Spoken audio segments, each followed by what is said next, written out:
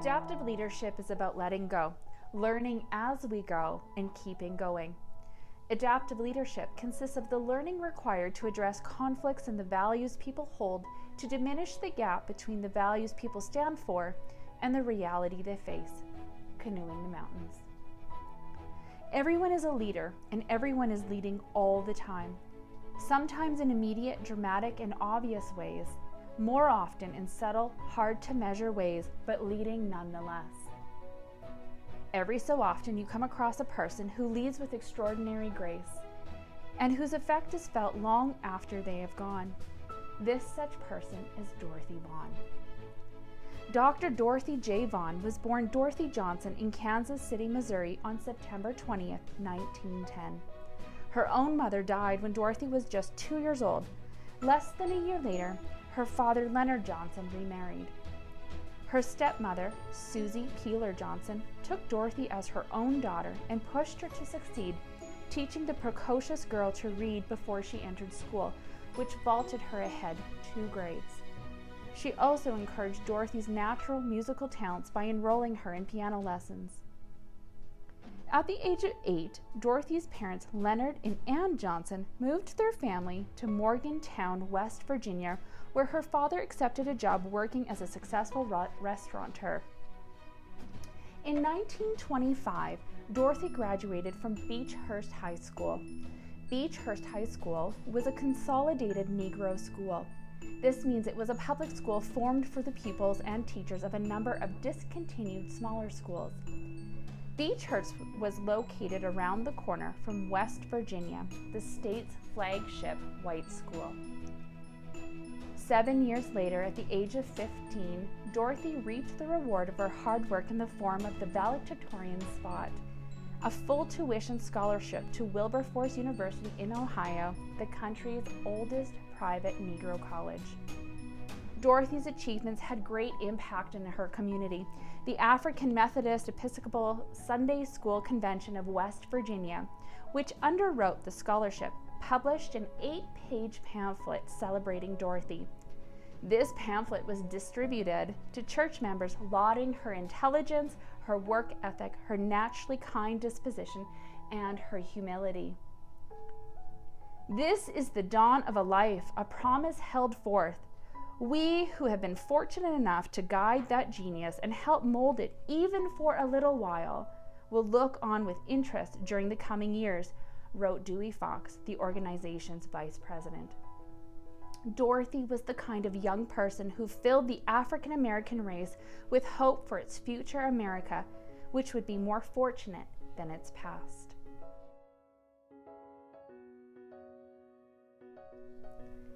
With reemergence of the Ku Klux Klan around the 1915s, coupled with the chokehold Jim Crow law had on African Americans in the South, tensions between black and whites turned into a wave of violent racial confrontations. The emergence of these confrontations began one of the most socially turbulent times in America. The Jim Crow laws denoted a policy of segregation that mandated the separation of citizens by race and color. The earliest laws legalized segregation in trains and other public conveyances where black and whites mingled. Segregation extended to libraries, housing, and municipal services such as fire stations. Restaurants did not seat minorities in the dining room, and movie theaters had balcony seating for African Americans. There were separate libraries and hospitals. Eventually, a complex web of statutes created a color line that separated the races. As these segregation laws became entrenched, so did the social customs and practices that accompanied Jim Crow. Jim Crow was a system designed to let African Americans know their place and to keep them in it. One of the areas where the image of segregations was most visible in the 1920s was in education. The General Assembly had appropriated funds to support a statewide system of public education in 1907. With such funding, the State Department of Public Instruction began to build schools on a segregated basis. In 1910, public elementary schools for African Americans were built, and in 1918, the first secondary school for African Americans was established.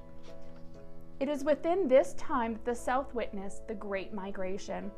From 1916 to 1917, African Americans began moving to northern cities to be free of segregation laws. By 1919, over 1 million blacks had migrated to the northeastern cities. It was amid these conditions Dorothy Vaughn continued to strive toward continuing education as well as seizing whatever opportunity came her way. Dorothy attended Wilberforce University in Ohio. At Wilberforce, she studied under the most brilliant African American minds. The white school's prejudice was the black school's windfall. With no possibility of securing a faculty position at a white college, brilliant black scholars like Cox and Woodard and W.E.B. Du Bois, the sociologist and historian, who was the first African American to receive a doctorate from Harvard, taught almost exclusively at African American schools, bringing Dorothy into contact with the finest minds in the world. During her time there, Dorothy's professors recommended her for the graduate study in mathematics at Howard University. In what would be the inaugural class for a master's degree in that subject, Howard was the summit of Negro scholarship. This would represent the singular greatest opportunity for Dorothy. Dorothy was possessed with an inner confidence that attributed no shortcoming to her race or her gender. Dorothy welcomed the change to prove herself in a competitive academic area. However, this was not to be. At the onset of the 1930s and into the Great Depression, challenges presented themselves. Economic reality confronted Dorothy. When she came out of college, that made graduate studies seem like an irresponsible extravagance. On the onset of the Great Depression, Dorothy's parents, like a third of all Americans, found steady work hard to come by. Dorothy, though only 19 years old, felt it was her responsibility to ensure that the family would make it through hard times, even though it meant closing the door on her own ambitions. She opted to earn a degree in education and pursue teaching, the most stable career for Black women with a college degree. Dorothy hoped that by doing this, she would help keep her family finances above water and also improve the odds that her younger sister might be able to follow in her footsteps. Dorothy took her teaching job, met her husband Howard Vaughn, and settled down into the routine of family life, raising 6 young children. Still coming of age and entering the workforce in the depths of the Depression permanently affected Dorothy's worldview. She dressed plainly, spurned every extravagance, and never turned down an opportunity to put money in the bank. So when she saw in the spring of 1943 a bulletin looking for women to work in the laundry department and another to fill a number of mathematical jobs having to do with airplanes, it was the word mathematics that caught her eye. Dorothy Vaughn filled out and mailed 2 applications, one to work in the laundry department at Camp Pickett, and another much longer application to work in the mathematics department. Her reply, when asked when was the soonest she could start? 48 hours.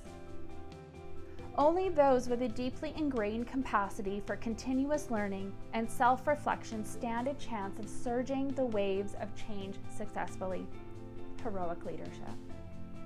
Dorothy valued hard work, community, and equality. Dorothy valued education and a curious mind. Dorothy knew who she was. She was a woman, not just any woman. She was a Black woman.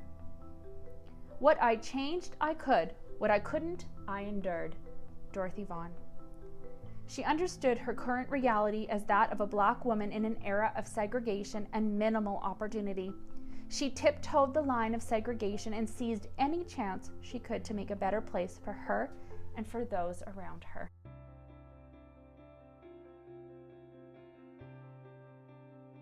And now we will see how Dorothy used opportunities strategically and how ingenuity and risk flowed together towards her vision of a preferred future.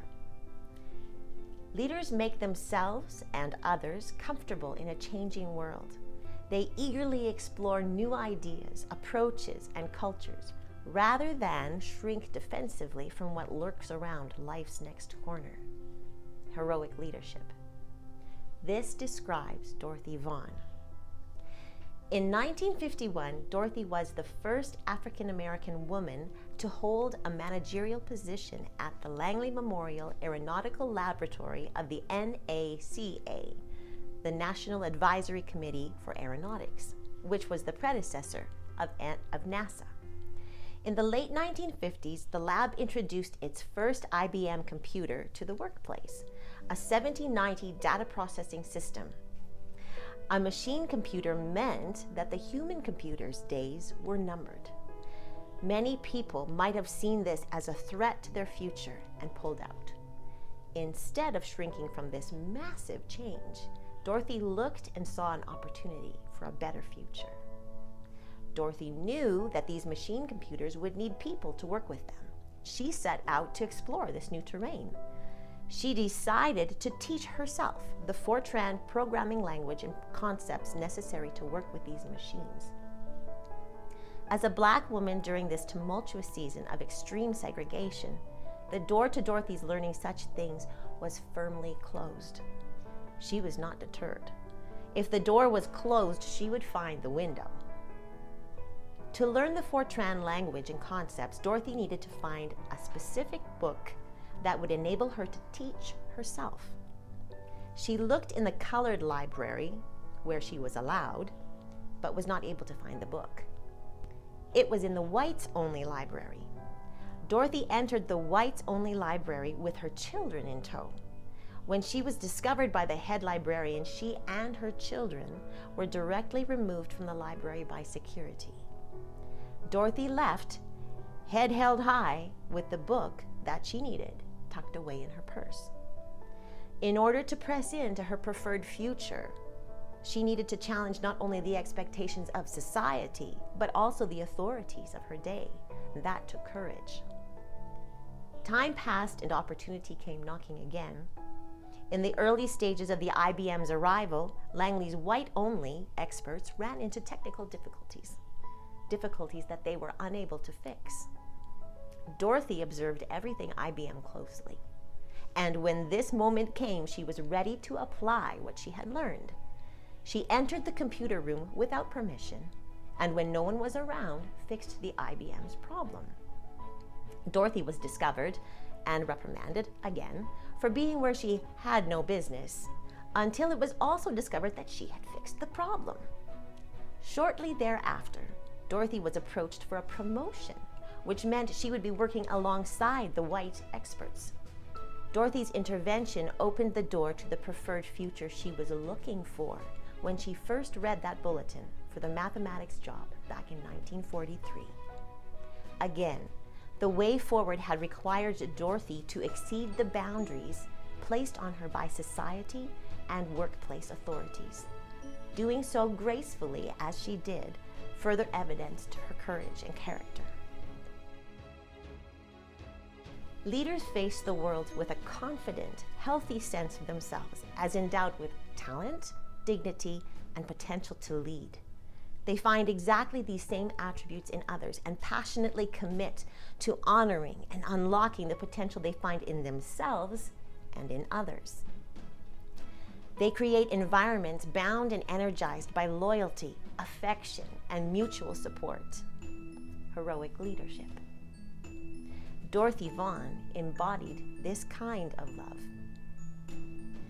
Out of love and loyalty, with foresight and knowledge of their potential to contribute to the coming new world, Dorothy taught her West computer staff the Fortran language and concepts. And so, before anyone knew it was needed, she had already created an integral workforce of African American women computer experts. When Dorothy was offered the promotion, she also discovered that there was an upcoming need for a large team of people to help trailblaze new ground in the IBM world at Langley. Finally, the situation had ripened to the point where Dorothy could bring change for herself, for her team, and to the work establishment that would be felt for generations to come. Dorothy framed the situation for her supervisors. She turned down the promotion unless, and accepting, she could bring her team, whom she had personally trained in Fortran and affectionately referred to as her ladies, with her. Then she held steady, and her terms were accepted. She used her knowledge and favor to barter for a better future for everyone in her care, and they moved into that future together. Dorothy continued to act as an advocate for the women of West computing, often intervening on issues around pay and promotions on their behalf. She did not limit her advocacy to her own African American team. She was often found supporting women of any color. Dorothy saw herself as uniquely talented, valued and loved, and in turn she saw everyone else the same way. She is an example of how to really see people for who they are and not let differences divide. Black or white, men or women, all uniquely talented, valued, and loved. It was recognized by those that she worked with that Dorothy knew her stuff. Not only was she valued for her knowledge of herself and what she brought to the aeronautical mathematics table, she was also sought out for her keen sight and understanding of others. She had a knack for identifying talent and potential and developing it. Therefore, she was often sought out for recommendations of who would be best suited for a myriad of projects. Dorothy was also a woman of faith in God, and that came out in her words and her actions. She attended and served within her African Methodist Episcopal church family. Her musical gifts discovered in childhood found expression in this faith space. Her heart for service to others was reflected in her service of the missionary community in her church. Her penchant for all things mathematical came to bear as she sat on the financial chair of the church board. Like everything she did, these things came out of the overflow of a heart filled with love. Dorothy loved big, loved God, loved herself, and loved all others wherever she went. In spite of everything else she did, she found time to be with her faith family. Here was her heart, her home, her anchor. Many African American women followed in Dorothy's footsteps to Langley, and many started out in her West computing department, where she mentored and developed them, even recommending them for projects that positioned them, in turn, to break a new trail for future generations. Dorothy paved the way for the careers of many: Katherine Johnson, Mary Jackson, and Christine Darden, to name only a few. Right up until her retirement in 1971, Dorothy continued to learn and take the next step. She had first come to Langley as a temporary worker in the West Computers department. Later, she was deemed worthy of keeping around in the same position, and in time rose to managerial status in the same department, often collaborating with women of all colors. Following that, she was welcomed as a part of the Analysis and Computation Division, ACD, which included black and white, women and men. Her desire before she retired was to be the section head of a team that would have included black and white, men and women. Unfortunately, that desire never came to pass. It is worth noting the fortune Dorothy had in landing in Langley's laboratory. While Virginia as a state was experiencing segregation at a violent level, Langley experienced more tolerance and forward thinking. Because of the world wars and the space race between Russians and the Americans, the pressure to find and utilize the best minds in the field of aeronautics in Langley was high. Because the national importance of this goal, their violation of segregation was overlooked to a large degree. They were therefore more willing and able to push segregation out of the way to accomplish their goal.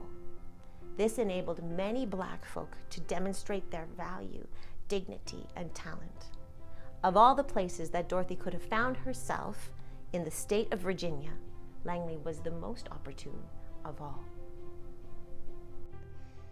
Heroism is defined as the act of putting others first, even at your own peril. The root word hero is someone who shows great courage and valor. Leaders imagine an inspiring future and strive to shape it rather than passively watch the the future happen around them. Heroes extract gold from the opportunities at hand, rather than waiting for golden opportunities to be handed to them. Heroic leadership. Dorothy Vaughn was nothing short of a hero, and we see evidence of this displayed not only in her leadership, but it's demonstrated in every part of her life. From her personal life, leading her family to make significant risky moves for the hope of a better life. Her selfless volunteerism in her community. Pushing boundaries in her career life. Striving to serve not only herself, but her co-workers for the mission. Dorothy would bravely do whatever it took to move forward and always looked for ways to take others with her. Dorothy Vaughn faced many drastic changes throughout her life, from dealing with the loss of her mother at a very young age, to widespread political and cultural challenges with segregation laws, challenges faced through war, and challenges due to the economic downturn. Dorothy was extremely resilient and a leader in every right. The way in which she faced and led through challenges was nothing less than inspirational. Unlike Dorothy, most people avoid change. They do so for many reasons, some of which can be fear of loss, fear of failure, lack of understanding, fear of the unknown, and sometimes simply a love for the status quo. Dorothy was unlike most leaders. She faced her fears head on and never let anything hold her back. Dorothy utilized a number of principles in her leadership through the many changes she faced, and we would like to explore some of them in light of her life and leadership. Dorothy showed a unique ability to see change coming. This gave her an advantage in leadership, as she was able to make decisions, form actions ahead of the curve, almost as if she had a better or higher perspective, giving her an aerial view of what was to come. Dorothy had the ability to be present in the challenge, but also push back and observe. Then make some adjustments and calculations in real time. It would seem as though this was second nature to her, which was likely due to her diagnostic mindset in a world that was ever-changing all around her. Dorothy's mind was something incredible, and all who knew her believed so. Dorothy was often described as gracious and humble woman. In her quiet and graceful way, Dorothy never let injustice prevail. She would firmly name the elusive elephant in the room and quickly ensue action be taken by herself and by anyone she influenced. Dorothy was forced to think politically because of the era she lived in. She was politically charged simply because of who she was, an intelligent Black woman. Her very being challenged the political climate around her. Therefore, she had to navigate that or cease to exist. Dorothy swam against the current, and as we read in Heroic Leadership, leadership is often a swim against the current. Dorothy, her whole life, focused on building her reputation through hard work and dedication, also making sure to focus on the importance of relationships and partnerships, knowing this would aid in her desire to to always be making strides forward. Dorothy brilliantly assessed situations. It would appear she was constantly assessing where she and her team were within the organization and how they could be a part of whatever was next. She owned the responsibility of paving the way for those she worked with. Dorothy was driven by vision for a future where blacks and whites would work harmoniously on equal playing grounds.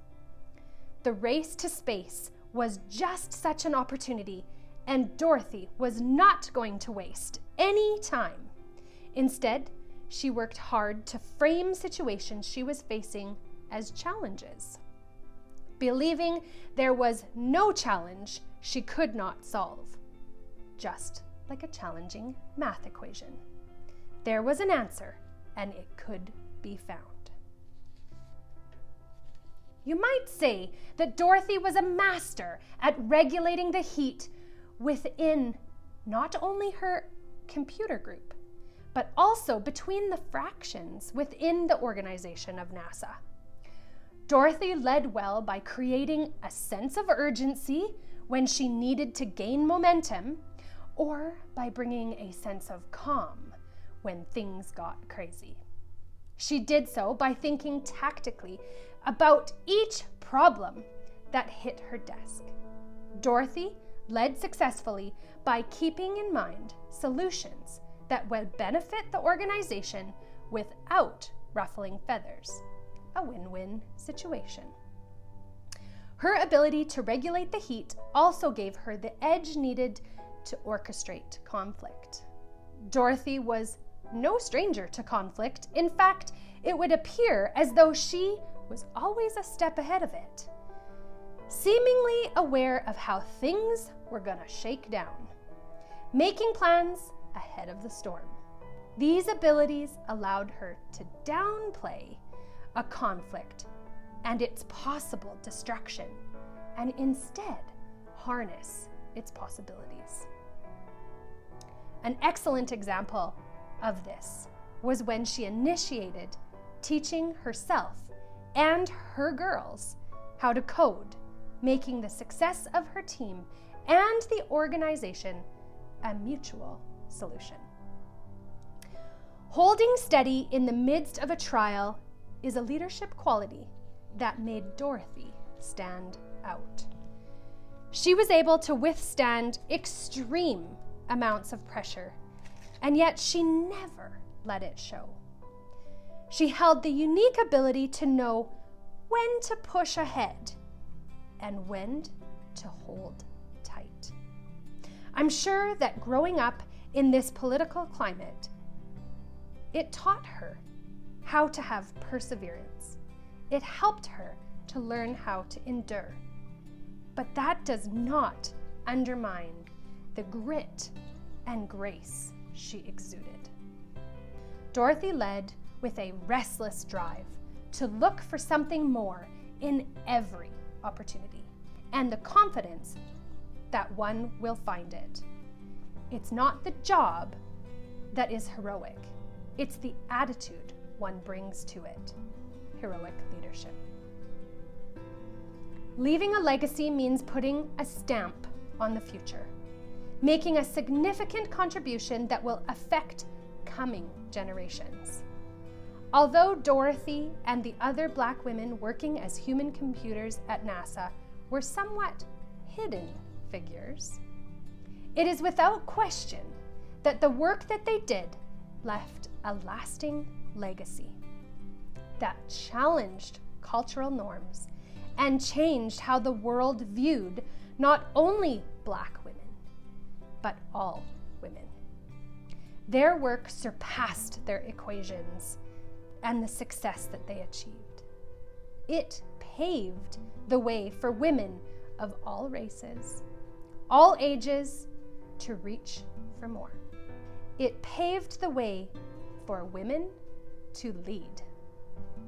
The work these women did have a ripple effect that has spread far and wide. It has been an honor to share with you today about the incredible life and leadership of Dorothy Vaughn.